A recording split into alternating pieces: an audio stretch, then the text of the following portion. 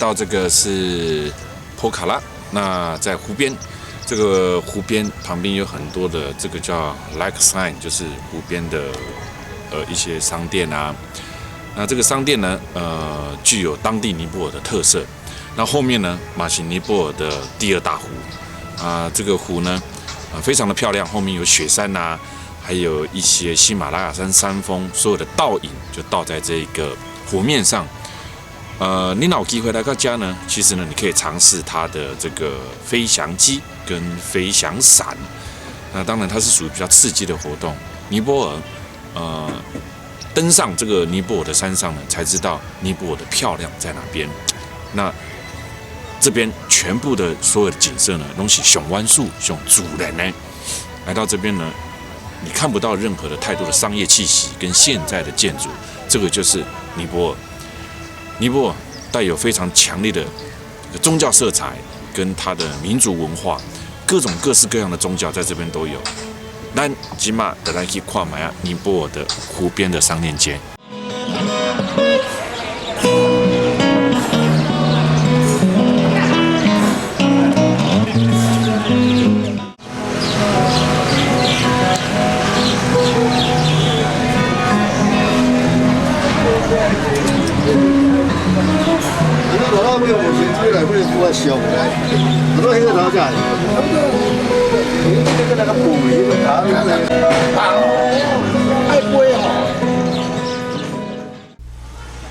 尼泊尔牛被印度教视为圣兽，牛被认为是印度教的圣物啊。牛在大街上车都要让开哦。哎呦呀，印度教徒就认为牛既是繁殖后代的象征，又是人类繁殖生存的基本保证，又是在科学技术十分发达的给大印。印度教对牛仍然是敬之如神。印度教不准吃牛肉，只能提供牛奶、黄油以及菇菜当做燃料，喝牛奶是允许的，特别是水牛奶格外受欢迎啊！有看到吗？这一些面具有没有看到？全部都是印度教的，有象神，还有呢佛教的。这个国家拥有了很不一样的宗教文化，后面可以看得到喜马拉雅山的山脉，我的天哪，超美！这个小镇太棒了，好像呢就让你呢进入到了人间当中的香格里拉。在这个地方最流行的还有一种就是骑这种登山越野脚踏车，尤其是老外，你看看老外就喜欢骑这种脚踏车在湖边散步啊。我跟你讲啊，我这一趟来是有一点时间不够啊，不然我也想要租这个脚踏车在湖边。哇塞，这样骑你看到湖边的这些房子虽然看起来好像不是很富裕但是人间仙境就是这样子这里的人知足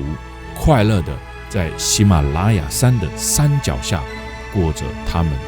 快乐的生活，尤其是在这湖旁边。欧美人士特别喜欢租一匹马或两匹马两个人呢就这样子，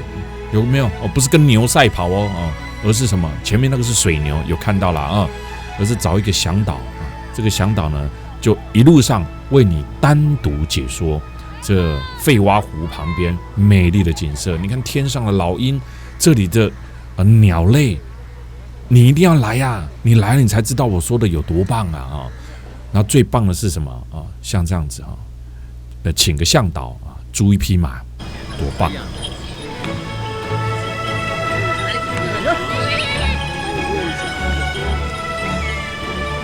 像这样子的环境是我最喜欢的，这样子的旅游方式也是我最喜欢的。但是很可惜，以前我来的时候大部分的观光客大部分都不太能接受我这样子的旅游方式。但其实这样子的旅游方式是最棒的，有没有单独的向导，然后呢有牛，旁边还有当地人。चम्ची भन्ने चिज छैन मुरै हालेर आन्टी अङ्कलमा चाहिँ काँचो बाटो नहालिदिनु है हजुर मैले काँचो कसैले हाल्दै छैन। 他们在用当地的小吃啊，加了很多的调味料啊，加了什么我是不知道啊，但是他们用的豌豆啊，用了一些辣的辣椒粉啦，然后呢再加上一些调味的调味料，鹰嘴豆，哎呦，鹰嘴豆是我最喜欢吃的，台湾把它叫做雪莲子啊。原本我想要特别引进这个鹰嘴豆在台湾大力的推广啊。但很可惜，知道它的人不多。哎呦，你看看有没有很好吃的感觉，对不对？其实我是有买来吃啦但是呢，那个时候啊，我可能还年轻了一点，现在就不太敢了为什么？有一些东西，当地的食物啊，人家吃没事啊，人家的落塞，哎呦天哪所以在国外最怕的这一趟的尼泊尔呢，是我这么多年来在旅游过程当中唯一一次有过水土不服的所以在旅游过程当中，如果遇到水土不服哎呦，那是非常难受的现在我们回到我们住在费洼湖畔的饭店这个是我们的晚上接近晚餐时间，我们在这边用晚餐，享受一下在喜马拉雅山脚下的饭店，超美啊，不用开冷气啊，走进来烛光晚餐，虽然不是很豪华，但是我觉得吃当地的食物，看看当地的美景，看看什么喜马拉雅山，比什么6星7星级的饭店都还要来得值得，而且呢又可以促进这边的观光，让当地人有生活可以促进观光业，你说有多棒啊？而且吃完晚餐，明天早上我们就要去哪？去看喜马拉雅山的日出，羡慕吧？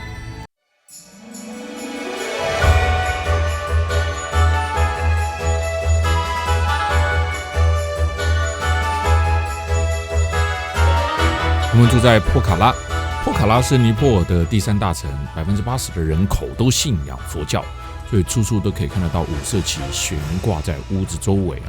据说这城市的人家都较为富有因为男人都去英国当佣兵那呢，我们现在搭着小车准备去看日出因为呢，波卡拉距离马哈雅山脉35公里而形成的著名的观光地，要登山的游客几乎全部都会聚集在这个地方。而尽管呢，你就算不登山，在这里你也可以欣赏到雪白高耸、层层相连的喜马拉雅山山群，而最靠近的就是安纳普纳山脉，它海拔有8091公尺喜马拉雅山山脉是世界上的第10高峰，而当中最清晰可见的也就是鱼尾峰喽，海拔6990公尺鱼尾峰并不是上高呢，台湾的玉山呢是3997公尺嘛，但是却是我们今天要看到最清楚的一座山，且当地人认为最亲近的山。旅游魂不灭的我还是一大早起床，准备到这个日出圣地沙兰可山欣赏日出美景。尼泊尔波卡拉是许多国外旅客的旅游首选有着美丽的雪山风貌以及登山步道，整座波卡拉就被喜马拉雅山的安纳普纳山脉环抱着。波卡拉可以远眺马查普查峰海拔呢达到了699公尺的高峰因为山峰呢状似鱼的尾巴，马查普查峰又被称为叫做鱼尾峰。那波卡拉就是在山谷当中的小城，美丽而亮眼，真的不盖你的早上的温度只有5度你看到后边还刷我够水的游客们纷纷的架好脚架，准备捕捉日出的美景。我们现在在的这一个咖啡店是需要付费的一样的山头咖啡店分为这个付费区、免费区两者的视野基本上差不多，但是我就跑去了付费区，不是老子钱多而是人比较少，而且只要在付费区这个雅座就可以喝一杯咖啡，拜托，那干嘛不去当天色渐渐亮，我们就可以逐渐看到鱼尾峰的真容了一座大山就树立在你的眼前，还有白雪覆盖在这个山峰上面。当太阳这个慢慢升起的时候呢，安纳普纳山脉与鱼尾峰上逐渐就出现了红色的光芒哦。这个太阳打在山峰上，照射出赤红色的山色。等了许久，就在等这一刻啦啊！传说当中的鱼尾峰日照金山，很美的日出，看过以后呢，哇塞，真的人生的旅游版图就值得了。有没有看到尖尖的那一个就是鱼尾峰哦？鱼尾峰，尼泊尔人将它视为圣山，虽然高度不及安纳普纳山群不过它比它更近，视觉上看起来呢更高啊！鱼尾峰峰顶形状有如鱼尾而得名要登顶难度更高。喜马拉雅山脉的壮阔震撼感你一定要到很顶看一道你知道尼泊尔人对于山的定义来看台湾玉山高度是多少？3997公尺对于他们来讲不算山哎呦喂必须要整年都是白雪盘踞。若是冬天才有雪的地方，顶多是算是秋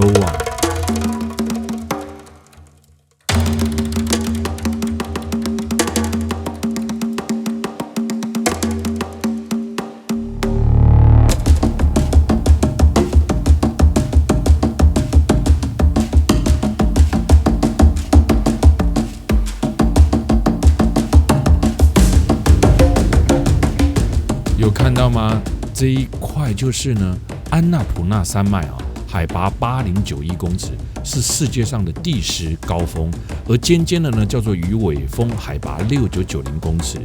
鱼尾峰在视觉效果看起来是比较高的但实际上是安纳普纳山脉是最高的。鱼尾峰它的山形呢，仿佛像一条鱼栽进了土里，日出的金色鱼的尾巴。今天一早呢，我就被这个山神呢给疗愈了最接近天堂的国度尼泊尔，尼泊尔的圣山鱼尾峰真是美爆了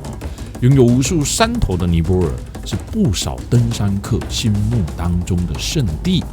多年来，人们更是呢遍登尼泊尔境内的大大小小的山头，登山经济为尼泊尔带来了不少的观光收入然而在这么一个盛行登山的国家里却有一座山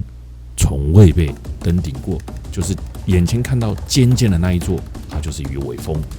尼泊尔那座不能攀登的山鱼尾峰，根据印度教的传说鱼尾峰曾是湿婆神居住的地方之一，因此呢就成了附近居民心目当中的圣山。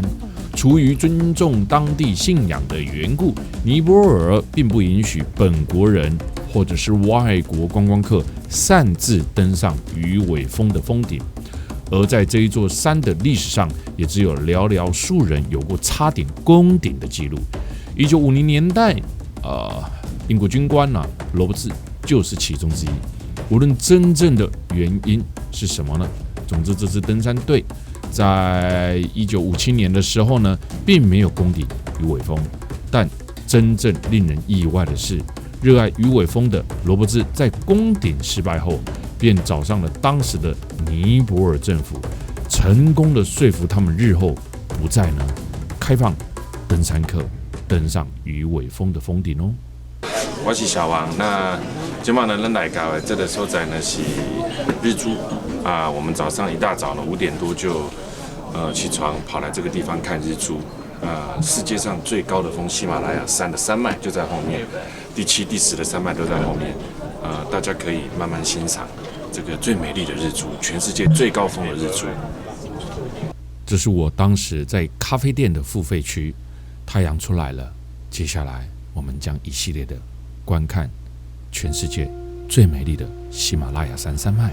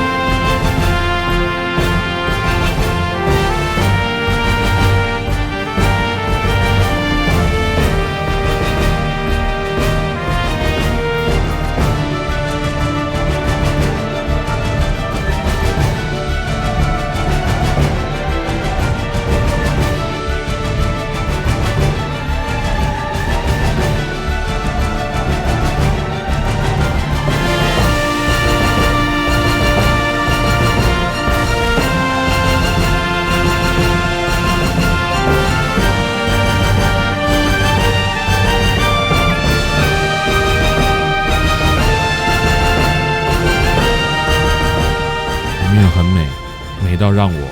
没有说话，让你静静的观赏这么美丽的喜马拉雅山山脉。你同时看到了2座山，一个是鱼尾峰，那另外一个呢，也就是世界10大高峰的安纳普纳山脉，太棒了！